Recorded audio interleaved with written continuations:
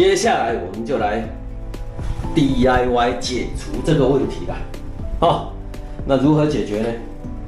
我们就来试找方法了。好，首先我们来看一下我们的小白空压机又出现了。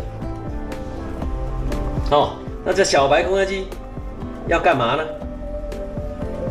就是来通马桶。OK， 好，我们试试就知道了。我们上次用了这一台小白空压机通这个这个洗脸盆的这个缝隙下去通有效。我们利用这种原理，我们再来通一次马桶，看看有没有效呢？